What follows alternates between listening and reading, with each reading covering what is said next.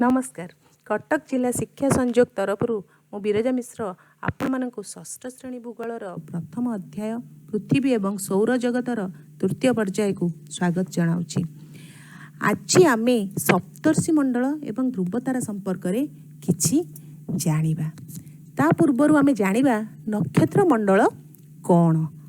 नक्षत्र मंडल चित्रटी पिला माने तुम देखिपारुथुब विभिन्न आकार रे सज्जित होई रहिथिबा नक्षत्र समूह को आम नक्षत्र मंडल कहती।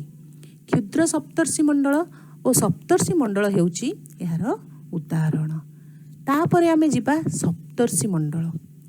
अच्छा पिला माने तुमे राति रे केबे आकाश को देखिछ? उत्तर दिग को देखिब सेठारे प्रश्नवाची चिन्ह परी किछि गुडे तारकापुंज देखा जाती। जदि न देखिछ आज जाई घरे क्या काहाकू पचार एवं देखाइबाकू कुह। एही सप्तर्षि मंडल हेउची आकार रे प्रश्नवाची चिन्ह परी। एथिरे 7टी नक्षत्र रही अछि। तमे चित्र रे देखुथुब सेगुड़िक हेउछंती क्रतु, पुलह, पुलस्थ, अत्रि, अंगिरा, वशिष्ठ, मरीचि। तापरे आमे जिबा ध्रुव तारा। ध्रुव तारा कौन?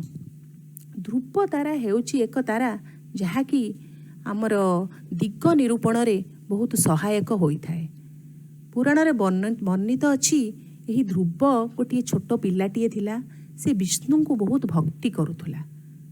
विष्णु को तपस्या कला परे विष्णु ता तपस्या रे खुशी होई आसीथिले एवं से कहिथिला कहला प्रभु मु आपणक पाखरे रहिबाकू चाहूची। ताकू विष्णु वर देइथिले जे तू बापा मो पाखरे रहिबू, तू आकाश रे एक तारा हेई रहिबू, रही लोक मानंकू बहुत सहायक हबू। तेणु ए ध्रुव तारा को आमे चिन्हिबा केमिति?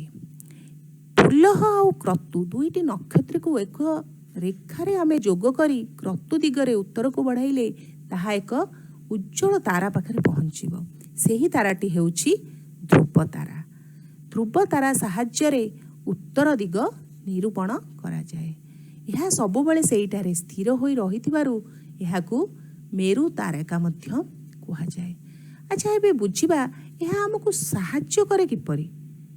जेतेबेले नाविक माने समुद्र रे यातायात करंती दिन रे सूर्यंक गतिविधि देखि से माने दिग जानि पारंती, किंतु राति रे कोन करिवे?